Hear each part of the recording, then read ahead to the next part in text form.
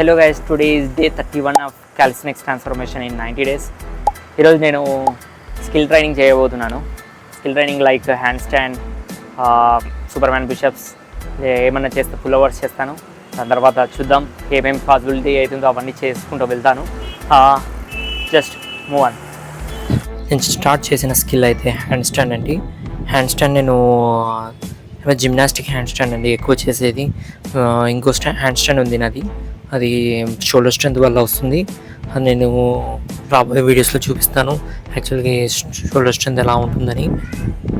దాని తర్వాత నేను హ్యాండ్ స్టాండ్ చేస్తూనే నా మనసు అనిపించింది ఒకసారి హ్యాండ్ స్టాండ్ పుషప్ చేద్దామని. బట్ హ్యాండ్ స్టాండ్ పుషప్ ఎలా చేశాను చూడండి.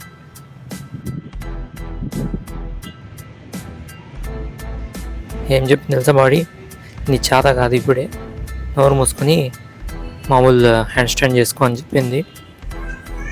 సో దాని తర్వాత నేను హ్యాండ్ స్టాండ్ ఎంత మాత్రం వచ్చినా మనకి డ్రిల్స్ మాత్రం వదలకూడదు, స్ట్రెంత్ ట్రైనింగ్ చేస్తూనే ఉండాలి. సో దాని తర్వాత మనకి పుల్అప్స్ 12 వచ్చండి.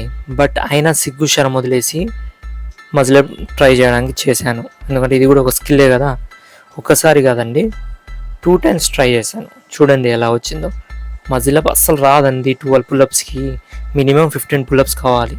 సో దాని తర్వాత ఏం చేయాలో అర్థం కాక పుల్ ఓవర్ చేశాను. పుల్ ఓవర్ అయితే వస్తుంది. పుల్ ఓవర్ కూడా అది చాలా స్ట్రగులింగ్తో చేశాను. పుల్ ఓవర్ చేసిన తర్వాత నెగిటివ్ మజిల్ అప్ ట్రై చేశాను. నెగిటివ్ అంటే జస్ట్ స్లోగా నెమ్మదిగా కిందికి వెళ్ళాలి. సో అది కూడా జస్ట్ ట్రై చేశాను. ఇది ప్రోగ్రెషన్లో ఒక పార్ట్ కాబట్టి సో అది కూడా హెల్ప్ఫుల్ అవుతుంది. సో దాని తర్వాత నేను ఏం చేయాలో ఆలోచించి సూపర్మ్యాన్ పుషప్స్ ట్రై చేద్దామని వెళ్ళాను. సూపర్మ్యాన్ పుషప్స్ అయితే స్టార్టింగ్లో ట్రై చేద్దాం వస్తుందో లేదో అని చూశాను. పర్లేదండి, వస్తుంది, దాంట్లో ఏం ప్రాబ్లం లేదు. దాని తర్వాత నేను వెళ్ళాను ప్యారలల్ బార్ డిప్స్ చేద్దామని. అది కూడా చాలా రోజులు చేయకపోవడం వల్ల నా ప్యారలల్ బార్స్ కొద్దిగా రస్ట్ పడినాయండి, అంటే చిలిం పట్టింది మొత్తం. దాంతో మళ్ళీ నేను ప్యారలల్ బార్స్లో డిప్స్ చేసిన తర్వాత సింగిల్ బార్ డిప్స్ చేశాను. సింగిల్ బార్ డిప్స్లో చేస్తూనే మన బనీని కొద్దిగా మళ్ళీ రస్టీ అయిపోతుందని దాన్ని తీసేసి మరి సింగిల్ బార్ డిప్స్ చేశాను. అవి ఒక 5 చేశాను.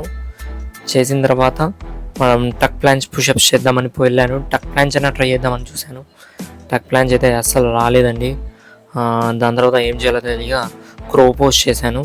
క్రో పోజ్ అయితే పర్లేదు, వస్తుందండి. దాని తర్వాత నేను ఇంట్లోకి వెళ్ళాను. ఇంటికి వెళ్ళి పుషప్స్ చేశాను. పుషప్స్ చేయడానికి చేస్తుండగా నా మేనకోడలు వచ్చింది. నా మేనకోడలు తన క్యూట్నెస్ చూసి మనం పుషప్స్ అయితే ఆపకూడదు, ఎందుకంటే మన టార్గెట్ ఎవరికి ఒక యాటిట్యూడ్ కాబట్టి తను డిస్టర్బ్ చేస్తుంటుంది, బట్ చేయాలి, అదే మన మ్యాజిక్. సో ఇది అండి నా ప్రజెంట్ బాడీ స్ట్రక్చర్. మీరు చూస్తున్నారు కదా, సైడ్ ఫ్యాట్ కూడా ఉంది, ఇంకా లోవర్ బెల్లీ ఫ్యాట్ ఉంది. అప్పర్ బెల్లీ ఫ్యాట్ అయితే మ్యాక్సిమం తగ్గిపోయింది. లైట్గా మీకు యాప్స్ కూడా కనపడుతుంటాయి, మళ్ళీ క్లియర్గా కాదండి, లైట్గా కనపడుతున్నాయి. లోవర్ బెల్లీ ఫ్యాట్ అయితే చాలా ఉంది. యాక్చువల్ చెప్పాలంటే నేను ఎక్కువ ఇంకా కార్డియో కూడా చేయాలి, మజిల్ కూడా కొద్దిగా పెంచాను. మజిల్ అయితే అంత తొందరగా గ్రో కాదండి. నేను జస్ట్ మీకు ఫ్యాట్ లాస్ కూడా చూపిస్తున్నాను. మజిల్ అనేది చాలా టైం తీసుకుంటుంది. అది తీసుకోవడం అంటే 1 year కూడా కావచ్చు మజిల్ పెంచడం అనేది.